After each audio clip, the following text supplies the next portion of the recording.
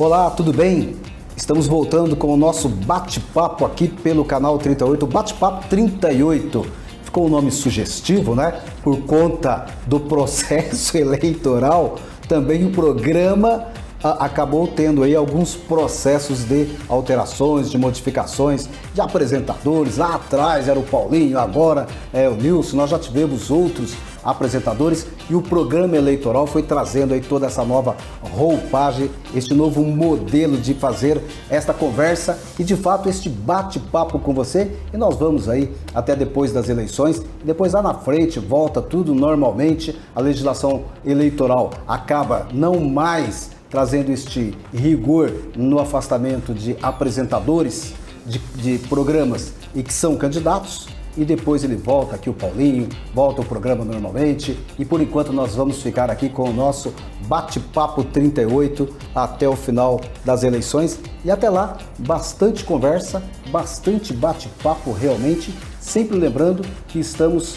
no patrocínio de Texas Farm. Texas Farm é a loja, não apenas apucaranense, mas é a loja que está no mundo todo. A melhor e maior loja de country do mundo. Você pode acessar também pelas redes sociais. E não esquecendo também, né, que toda essa mágica aqui, toda essa produção do programa, sempre pelo Anderson Fontana, a editora Fontana, trazendo também a mágica aqui da informação e da plástica. E hoje nós vamos continuar conversando ainda sobre política. Estamos aí no aquecimento do processo eleitoral. A campanha não pegou o fogo ainda. Por quê? Porque a campanha eleitoral ela é muito burocrática. Além de burocrática, ela tem um período muito curto. Os partidos, entre a convenção partidária e a campanha realmente criar volume, criar espaço, ocupar as ruas, a liderança partidária, o candidato, ele precisa registrar a candidatura, ele precisa buscar um CNPJ, porque o candidato ele deixa de ser CPF, passa a ser uma pessoa jurídica temporária durante o processo eleitoral, ele precisa de um CNPJ, ele precisa abrir uma conta bancária. Enquanto ele não cumpre todos estes requisitos, ele não pode fazer contratos e ele não coloca a sua campanha na rua. Ele pode realizar alguns atos não contratados. Enquanto isto, nós ficamos aqui esperando, o eleitor fica esperando. Eu sei que você, eleitor, está ansioso para ver a movimentação de rua, para conhecer todos os candidatos, mas daqui a pouquinho, ultrapassado toda essa parte burocrática, e aí lá no final do mês de agosto, vai começar o programa eleitoral de rádio e televisão dia 30, mas eu imagino que a campanha vai mesmo para a rua depois do dia 7 de setembro. Lá no dia 7 de setembro tem o grito da independência inclusive de todos esses prazos, e vamos fazer campanha. E por falar nisso, nós vamos conversar hoje aqui no nosso bate-papo com uma pessoa que é de Apucarana, já rodou o estado do Paraná, já rodou o Brasil, tem muita experiência na questão de formatação do processo eleitoral, do processo de equipes, da coordenação e formatação também dos próprios partidos políticos, e é uma pessoa que eu conheço há muito tempo, não vou falar os anos não, a gente não tem problema de falar a idade não, né? Mas há muitos anos ele é de Apucarana, e quando eu estudava lá no Santos Dumont, nós já éramos colegas lá no Colégio Santos Dumont. E é o meu amigo, o Pedro Campoy, o conhecido Curisco. Se falar o Pedro Campoy, ainda tem mais um nome ainda também, José né? Pedro. José Pedro Campoy, né? Até o nome dele a gente acaba se esquecendo. Por quê? Porque o nome verdadeiro dele é Curisco, o Curisco da política de Apucarana e de toda a região. Curisco, que prazer tê-lo aqui, né? Para esse bate-papo. Nós que temos nos encontrado aí em vários momentos de campanha, inclusive, em alguns momentos juntos, em vários momentos em campanhas separadas, né? Mas isso faz parte de todo o profissionalismo e de toda a emoção e também de trazer a experiência que o Curisco tem, e este é o nosso bate-papo aqui. Mas antes da gente falar de política, Curisco, vamos falar de você, vamos falar de Apucarana, vamos falar da história de Apucarana, né? Quantas mudanças nós dois pudemos verificar e presenciar aqui na cidade de Apucarana. Nós que estudamos lá no Colégio Santos Dumont, Pestalozzi, né? Lembra desse tempo? Fala um pouquinho de você aí, como é que você está, o que você anda fazendo. E você está em Apucarana, eu sei que você fica bastante tempo aqui, mas hoje você mora fora de Apucarana. E como é que está a sua vida? Antes de mais nada, é um prazer estar aqui com você, Nilson. Estar aqui no Canal 38, no programa do Paulinho, que hoje está sendo apresentado por você. Que agora não é mais programa do Paulinho. Agora é o programa Bate-Papo 38, o Paulinho que apresentava antes. Mas assim, é muito bom estar aqui e ter a experiência novamente de estar sendo entrevistado por você. A gente tem uma história em comum lá atrás, com uns 8, 9 anos de idade, lá no Santos Dumont, tomando aquelas canecas de leite, que antigamente não existia merenda escolar, né?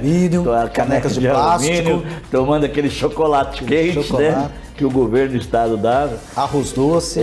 E já a gente olhava para aquela prefeitura, eu morei na rua Santos Dumont, né? Na rua São Jerônimo, a 100 metros da prefeitura, e quando eu era moleque, eu ficava na janela do Santos Dumont, era a prefeitura. Eu falava, poxa, como eu gostaria de ser prefeito um dia, né? Você pensava como isso? É legal, eu pensava.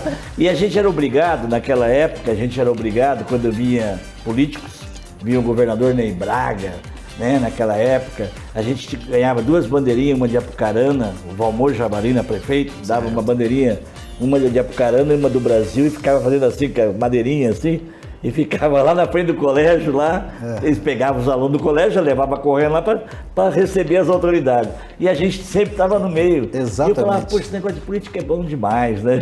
É emocionante. É emocionante. Aí, meu Deus, deu a gratificação que eu tenho maior. Você se lembra alguns nomes de professores lá daquela época, da década de 70? Professor Enio, professor Guaraci, a professora Marli, que era diretora, Marlene Biaki. Professora Tanaka. Eu recebi o diploma, por exemplo, de ginásio da mão do Luiz Antônio Biaki. Eu tenho uma foto com ele, um dia ele mandou para mim. Eu recebendo o diploma, era eu. Falei, Biaki, hoje é meu amigo. Professora Rose. Tinha bastante professores legais, né? Era a Frane depois, que foi por Emílio Caio, né? Eu estudei no Santos Dumont, Pestalozzi, por Emílio Caio, São José, e fui passando, né? Mas assim, eu, graças a Deus, depois tive a oportunidade, com 14 anos, de trabalhar na TV Tibagi. A TV Tibagi abriu em 69, eu fui no dia da inauguração, eu tinha 9 anos, Roberto Carlos fez o show, né? Você lembra disso? Eu lembro. E eu fui lá, o Carambeque, Bibi, foi um desfile de Carambeque, eu fui na inauguração.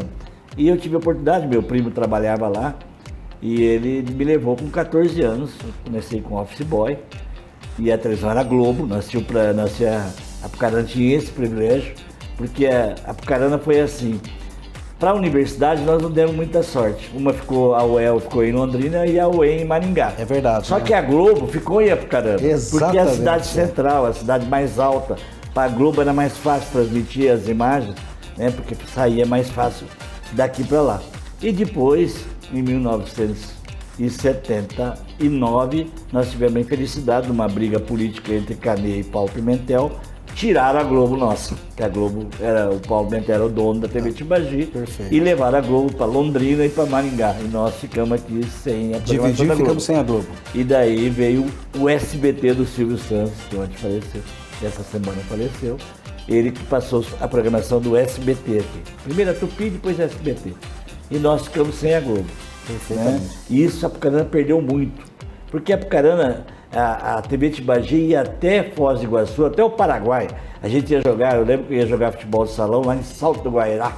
Porque a TV Tibagi entrava para lá. E a TV Tibagi tinha também programas bastante, hoje nostálgicos, né? Os campeonatos a Copa Tibagi. Copa Tibagi, nós fazíamos de Ponta Grossa ao Paraguai. Então a cobertura da TV Tibagi era imensa. Era imensa, era incrível. Depois abriu Maringá, depois abriu Ponta Grossa. Aí foi encolhendo o sinal. Aí foi encolhendo, diminuiu, mas mesmo assim nós temos um sinal grande ainda hoje na TV. Ainda tem. O programa 11 Vai à Missa, né? O 11 Vai à Missa, que nós ganhamos prêmio internacional. Foram vários, assim, a TV Tibagi era um sucesso. Só para você ter uma ideia, a televisão, quando eu trabalhei lá, tinha 159 funcionários. Gente do Brasil todo. Nós éramos 14 de Apucarana. Perfeito. A maioria veio de fora, porque era profissionais, a televisão era uma coisa diferente. E era uma indústria, né? Era uma indústria, Era tinha uma que trazer indústria. gente de fora que sabia fazer televisão. Depois, sim, daí a gente começou a treinar o pessoal, eu fui dessa safra e depois a gente começou a ensinar os outros, que televisão é uma roda, é um moinho, né? E daí a gente começou passando para outro. No fim, o pessoal de Apucarana foi entrando, né? No final já... Depois de 10 anos, 15 anos, já tinha mais gente trabalhando. Quanto tempo você ficou na TV Tibagi? Eu fiquei 5 anos. 5 anos. Daí eu fui pra Globo, a Globo foi pra Londrina e eu fui junto. Ah, perfeito. Aí, porque a gente fazia, eu era câmera nacional, porque o Paraná só tinha, eu era o único câmera, repórter cinematográfico, que fazia Jornal Nacional. Certo. Via os repórteres nacionais fazer aqui, eu era o câmera que fazia. E daí quando a Globo foi pra Londrina, eles me levaram pra lá. E quanto tempo você ficou aí? Eu fiquei mais 5 lá. Mais fiquei 5 10 anos na Globo. 10 anos. E depois fui para a Globotec São Paulo, mudei para São Paulo. Mais quanto tempo? Mais 3 anos. Em 86 eu vim para fazer a campanha do senador Álvaro Dias para governo do estado. Foi a primeira campanha? Foi a primeira campanha. Antes até a gente falar de campanha, por isso, eu acho que é importante isso, que é legal, né? Você começou com 14 anos, você falou, né? Vou fazer 50 agora em dezembro. 50 de profissão. De profissão. Anos. Eu tenho 64. E com certeza, né, com 14 anos, hoje nós temos uma legislação já diferente, não se permite, mais podia. Apesar que você ainda tem um menor aprendiz, né? Mas naquela época podia, era registrar. E é uma oportunidade, né? As crianças estudarem, ter oportunidade. Isso. E com certeza é daí então que você, né, migra para trabalhar depois na área política, na área de campanhas eleitorais. Porque hoje não há a menor dúvida, né, Curisco? Você tem trabalhado há quanto tempo já em campanhas eleitorais? Desde 86, são 14 com mais 24, são 38 anos. 38 anos, né? Então... Assim, mas Apucarana, Nilson, tinha uma pessoa muito importante que chamava Valmor Santos Javarino. O Valmor foi, sem dúvida nenhuma, entre os 3 políticos mais importantes daquela época. Ele ia ser governador. Né? O Valmor estava nome forte, né? Nome para ser governador. Nome pesado, forte. Só que daí, quando deu a briga Paulo Pimentel e Jaime Caneu, o Valmor era do MDB, voltou para a Arena, e daí ele perdeu a chance de ser governador. Mas o Valmor, quando eu entrei na TV Tibagi, ele tinha um programa chamado O Negócio é o Seguinte. O Negócio é o Seguinte. Eu lembro muito desse programa. Era um sucesso no Paraná. Mas a audiência dava 67, 68. Olha só, hoje o Jornal Nacional dá 26, 27, só para você ter uma ideia. A televisão hoje, com a internet, com várias televisões que tem hoje no Brasil todo, né? Mas naquela época, 67% do Valmor Javarino conseguia bater. E esse Valmor Javarino, ele adorava a política, ele era prefeito. E ele convidava a gente lá para ir na casa dele, ele morava onde a rádio dele de hoje, na 98. 28.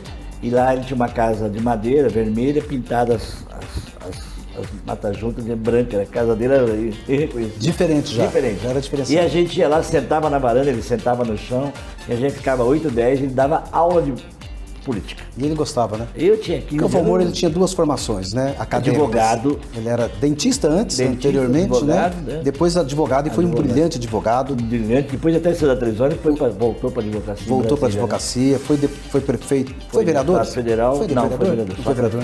Aí foi prefeito, foi deputado estadual, foi deputado federal. Né? Teve uma carreira realmente brilhante. Era uma pessoa sensacional. E lá na TV Tibagi também nós tínhamos Hélio Duque, que vinha de Londrina gravar. Duque. Fiore Luiz, que está até hoje na Rádio Álvaro Dias, né, que também era um garoto na época. É verdade. Eu tinha 14, ele tinha... O Antônio Bellinati trabalhou. Antônio Bellinati estava começando também, em 70. Celso Arão veio de São Paulo, da Globo, Rio para cá. Passou grandes nomes aí, né? Grandes nomes. Apucarana e a política era muito forte, muito importante naquela época. Veja, né? Apucarana é uma indústria realmente, né? É uma indústria. De pessoas dava que emprego, passaram. Pagava-se muito bem. Exatamente, a Globo pagava muito bem. Ô Curisco, só pra gente dar um salto rápido aí. Depois que passaram as eleições, vamos depois conversar com o pessoal aqui. Eu acho que vale a pena depois a gente fazer uma análise do quadro pronto, né? Lógico. Mas a gente precisa pensar em reformas eleitorais, reformas políticas. O modelo hoje de campanha é um modelo engessado, a campanha é perversa hoje, né? Mas a gente precisa, assim, pensar em trabalhar na reformação, nas oportunidades. Eu acho que a política, o jovem tem que buscar oportunidades, mas o modelo eleitoral não é um modelo de muitas oportunidades, tá? Por quê? Porque quem faz o modelo são os deputados federais. E eles fazem para eles. É o candidato. Eles fazem para eles. Exatamente. Olha, você pega, eu fiz agora há 2 anos atrás, a campanha de Senado, deputado federal, 85% voltou. Voltou. Era eles. Lógico, exatamente. Entendeu? Eles fazem o tempo da campanha, o tempo da televisão, o tempo para pegar o fundão. O que pode, o que não dividir, pode. O que pode fundão, fazer, o que não pode. O que não pode. Tudo para os velhos, não para os novos. É para quem já está no poder. Nós temos um vício sim no processo eleitoral total. E o eleitor, que é o real dono do poder, precisa analisar bem, precisa pensar bem, precisa cobrar daqueles que são eleitos. Nós precisamos mudar o nosso processo eleitoral. Hoje, só para ter uma ideia, né? Questão de propaganda, e você que trabalha muito em campanha eleitoral, propaganda. Olha, não pode pintar muro, não pode o dono da casa dele colocar uma bandeira na frente da casa dele. O legislador disse para o eleitor qual é o tamanho do adesivo que ele tem que colocar na casa dele, no carro dele. Ele não pode ter um carro de som pedindo voto para ele na rua. O carro de som pode ficar o ano inteiro vendendo ovos, vendendo banana, vendendo pamonha, tudo, né? Xingando, né? Falando pamonha, pamonha, pamonha, né? É. Mas não pode ter um carro de som pedindo, divulgando o candidato. Por quê? Porque você tem todo um sistema aí que precisa passar por uma transformação. Você vê, há 12 anos atrás, 8, 12 anos atrás, a cidade de Califórnia aqui do lado tinha uma coisa que era muito legal. As pessoas botavam bandeira vermelha e bandeira azul. Então você chegava, você olhava de cima assim, quase chegando marcava o território. Você olhava e falava, nossa, tem mais bandeira azul que vermelha, ou tem mais bandeiras vermelhas do que azul. Você já sabia quem ia ganhar a eleição só pelas bandeiras. Perfeito. E eles botavam cada vez mais alto, eles botavam na antena as bandeiras. Hoje, se fizer isso, não vai pode, preso. não pode colocar bandeira. Caça político. Não pode colocar bandeira na casa. Né? Não pode colocar bandeirinha no carro. O carro tem que ter meio metro de adesivo. Mas o carro é propriedade particular do eleitor. Se no dia da eleição, ainda graças a Deus que é permitido, né? O eleitor ir com bandeira, ir com boné, qualquer coisa, manifestar o voto dele. Mas nós vamos falar disso depois, vai no futuro. Hoje a regra já está colocada. Quem é candidato é nesta regra aí, não é? Você falou ali no começo do programa que o tempo é curto, né? Mas eu acho longo ainda. Sabe por quê? 50 dias. O eleitor é igual a Olimpíada, é igual a Copa do Mundo. As pessoas só vão se preocupar faltando 15 dias. Lá no finalzinho, né? Copa do Mundo é a mesma coisa. Exatamente. O cara vai falar 6 meses antes da Copa do Mundo, mas só se liga na hora que tem o primeiro jogo do Brasil que você compra a camisa amarela para ver o jogo. Exatamente. Né? Até lá, você vai comprar cerveja para tomar no dia do jogo. A eleição é a mesma coisa. Não é diferente. A eleição vai começar dia... Eu também sou desse 6 de setembro. Depois de setembro. A 6 de outubro. É 30 dias apertadinho ali. Exatamente. Né? É bom. Eu acho, por um lado é bom, porque eleição municipal tem o poder da máquina. Sem dúvidas, né? E se o tempo fosse maior, quem está na máquina teria mais possibilidade de ganhar a eleição. Mais risco. Mais vantagens e mais risco. Mas assim, usaria mais a máquina, né? E teria mais chance de ganhar. Com os 30 dias de eleição, todos têm chances iguais, sabe? Aquele que tem menos poder aquisitivo, ou tem menos grupos políticos, né? Perfeito. Ou tem menos apoio. E você então já está fazendo, você está dentro do liquidificador, né? Você está dentro do processo já há um bom tempo. Quanto tempo você falou que está fazendo campanha Eu estou eleitoral? desde 86, são 14, 38 anos. 38.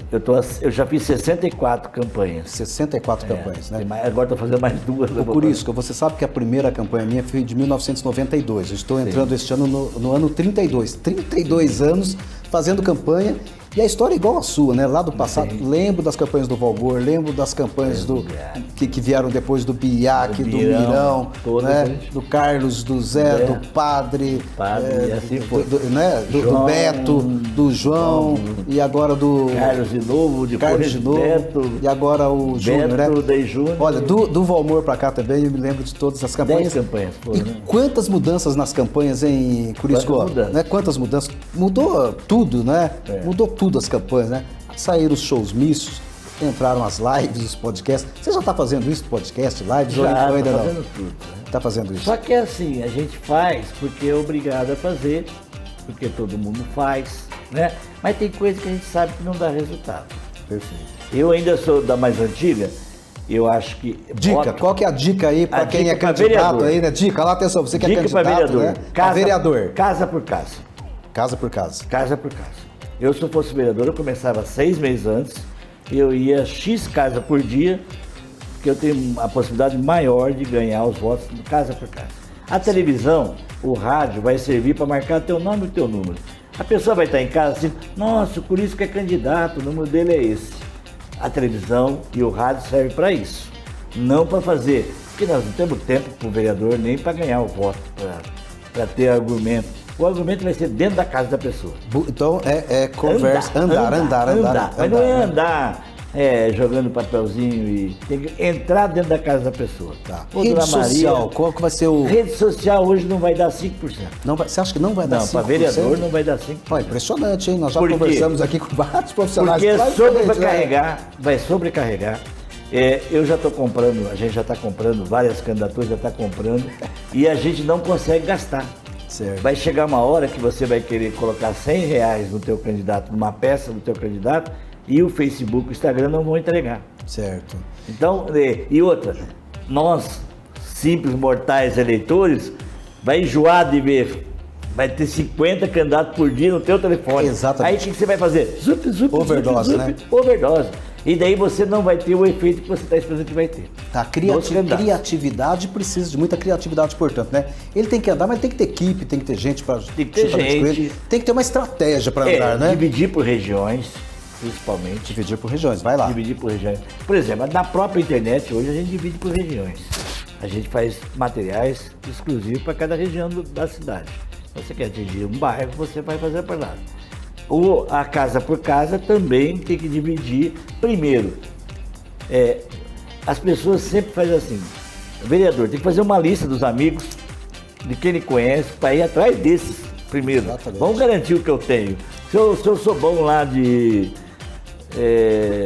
esporte, eu vou pegar meus 200, 300 votos que eu faço no esporte, vou trazer para mim, já guardo esses 300 e vou buscar o resto. Perfeito. Se eu sou bom num bairro, primeiro eu ganho o meu bairro, guardo meus votos, depois eu vou para outro bairro.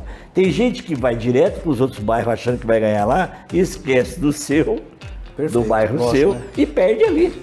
Então a estratégia começa pelo bairro, eu vou te dar um exemplo, mundo, né? O Osmar Dias, quando foi candidato a governador, ele perdeu em Maringá e o vice dele era de Toledo, perdeu em Toledo. E ele perdeu por 10 mil votos numa eleição para governador. Exatamente. E ele perdeu no colégio, 40 mil votos dele em Maringá e mais 20 mil votos em Toledo.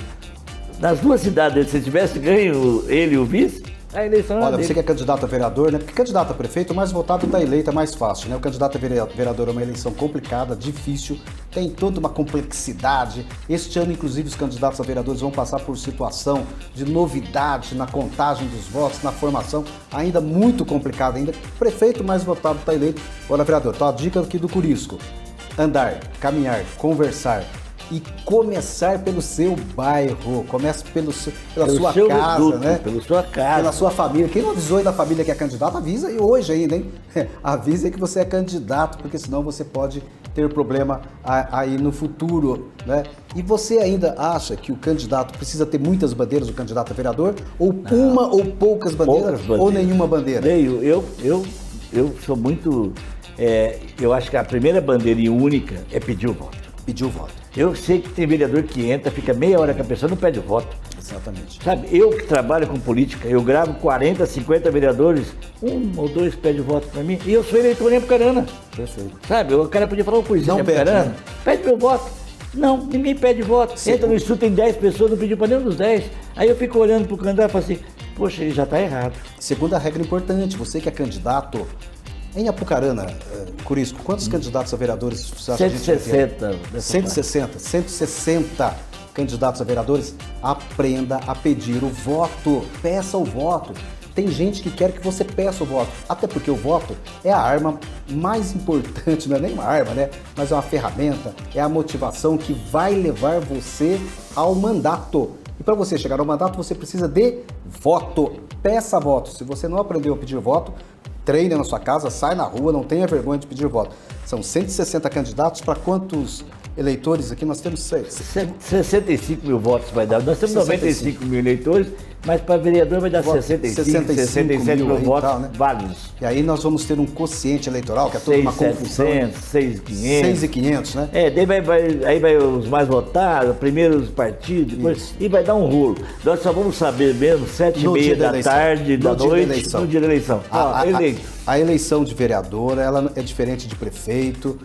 O partido precisa fazer uma quantidade de votos que são 6.500. Depois o candidato precisa fazer um percentual que se chama desempenho individual. Então você, candidato, tem uma meta ousada, tem uma meta forte, porque você vai precisar. Aprenda a pedir votos e comece rapidamente a fazer a sua campanha. Agora, Nilson, nós na última eleição elegemos um vereador aqui, o último, com 670 votos. E depois até teve o suplente que tomou o lugar dele com 300 e poucos votos. 300. Na última, né? Nessa última agora. Hoje, se não fizer 1.500, nem sai. 1.500 é o desafio. Então, ó, candidato, desafio. Você coloca 1.500, não, e 1.500... Porque talvez elejam por 1.300 por causa do partido e tal, mas do 1.500 para cima. Aqui em Apucarana eu acredito que 12, 13 candidatos vão fazer 1.500. Certo. Entendeu? Mais 1.500 para cima. Para ele fazer isso, é 11 vagas. Isso significa o seguinte, ó, a meta de você alcançar 3%, 4% dos votos válidos. Se você conseguir esta meta aí, que é baixa, para você é altamente competitivo. Curisco, nós estamos caminhando já para o final. Foi muito bom esse bate-papo com você aqui, né? Um bate-papo geral. Acho que você projetou a Apucarana muito fortemente, você representa bem a Apucarana, deu boas dicas aí para quem é candidato. Você hoje está trabalhando em campanha, você também está escrevendo aí, né? Você tem aí, você escreve colunas, você tem blog aí, onde que as pessoas te encontram? Meu blog curisco.com.br.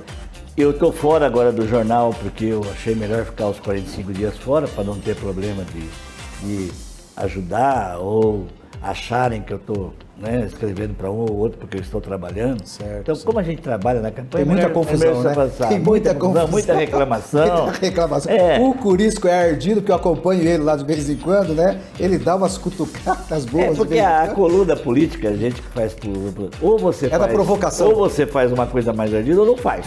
Porque água com açúcar ninguém quer. Exatamente. O brasileiro gosta de... Gosta mesmo de provocação, faz né? demais um pouco de pimenta.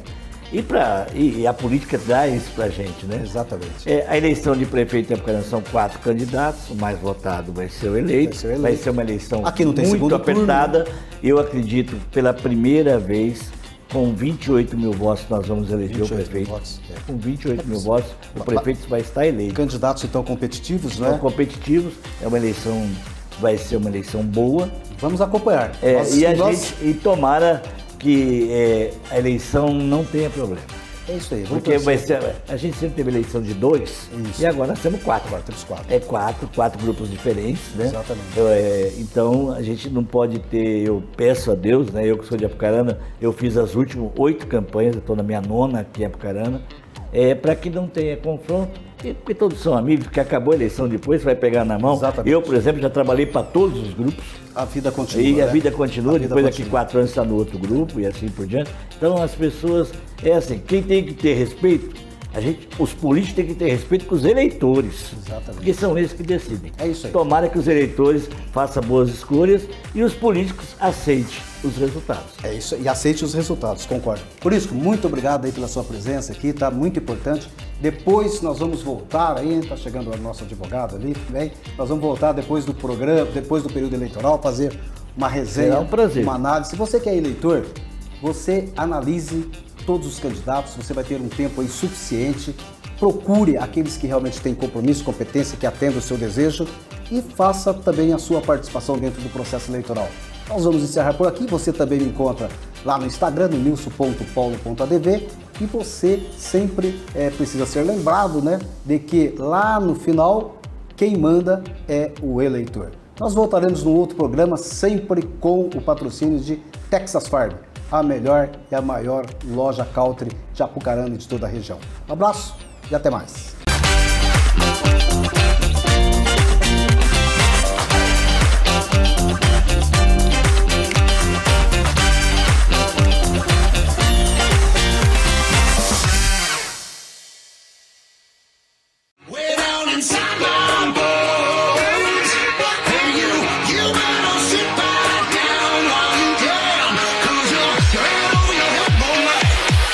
Mess with